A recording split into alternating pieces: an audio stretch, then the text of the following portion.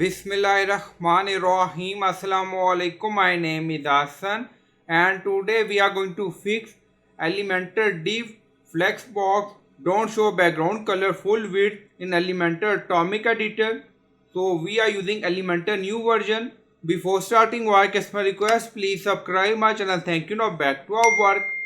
Now you see we added background color but you see edges. So we are going to fix it. Now go to Elementor Editor. Now you see Flexbox, click on add element.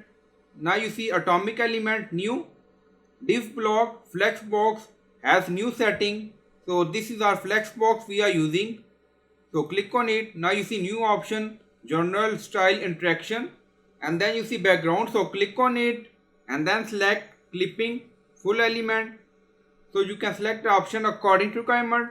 You see padding edges, content edges, text. So we select full element and then click on publish.